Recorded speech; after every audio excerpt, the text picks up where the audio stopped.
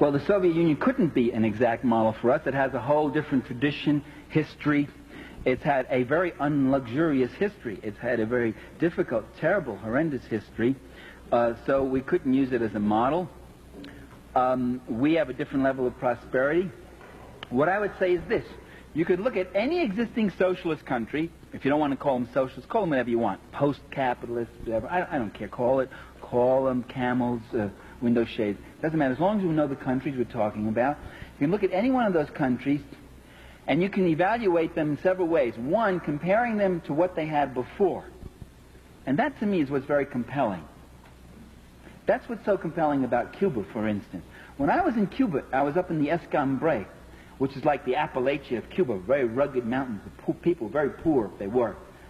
And I said to this campesino, I said, "Do you like Fidel?" And he said, "Sí, sí, with all our souls." I remember his gesture, with all our souls. I said, "Why?" And he pointed to this clinic right up there on the hill, which we had visited. He said, "Look at that." He said, "Before the revolution, we never saw a doctor. If someone was seriously ill, it would take 20 people to carry that person, because you'd go day and night. It would take 2 days to get to the hospital. First, because it was far away, and second, because you couldn't go straight. You couldn't cross the latifundio lands. The boss would kill you, so you had to go like this. And often when we got to the hospital, the person might be dead by the time we got there. Now we have this clinic up here with a full-time doctor. And today, a doctor in Cuba, when you become a doctor, you've got to spend 2 years out in the country. That's your dedication to the people. And a dentist who comes 1 day a week. And for more serious things, we're not more than 20 minutes away from a larger hospital. That's in the Escambray. He said, "That's freedom. We're freer today. We have more life."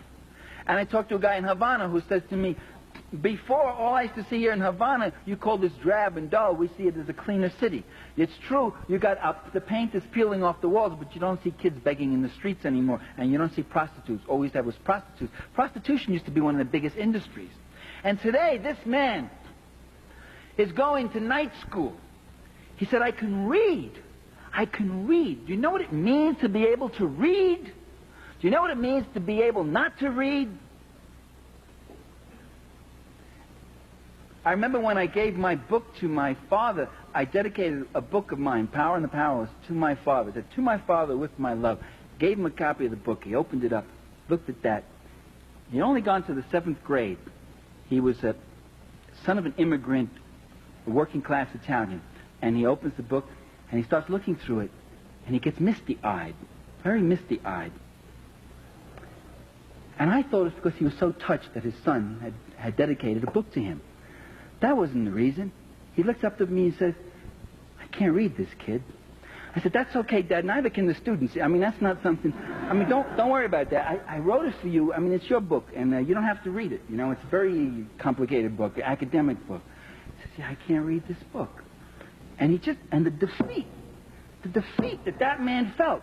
That's what illiteracy is about. That's what the joy of literacy programs is. That's why in Nicaragua you got people walking proud now for the first time. They were animals before. They weren't allowed to read. They weren't taught to read.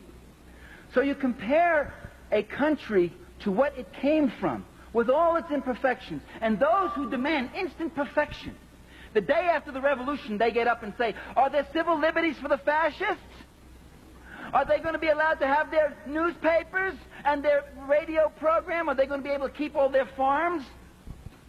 The passion that some of our liberals feel the day after the revolution, the passion and concern they feel for the fascists, the civil rights and civil liberties of those fascists who were dumping and destroying and murdering people before. Now the revolution has got to be perfect. It's got to be flawless. Well, that isn't my criteria. My criteria is what happens to those people who couldn't read. What happens to those babies that couldn't eat, that died of hunger? And that's why I support revolution. The revolution that feeds the children gets my support. Not blindly, not unqualifiedly.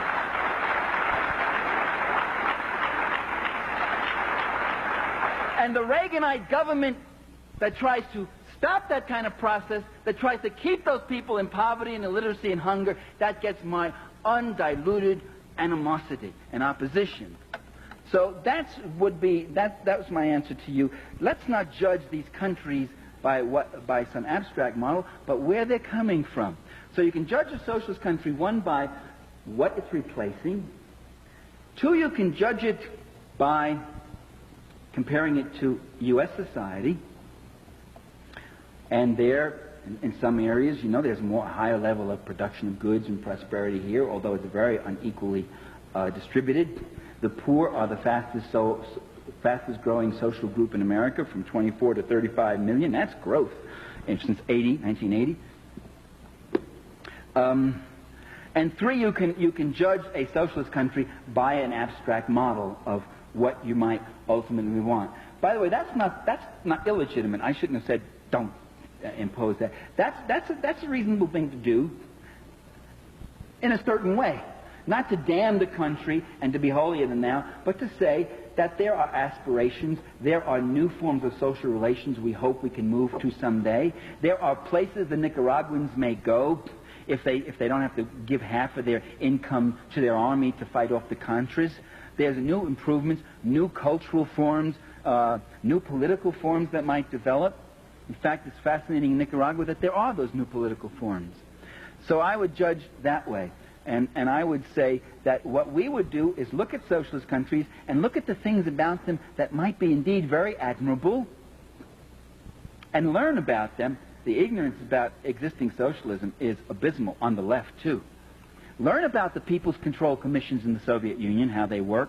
Learn about the ombudsman role of the press there.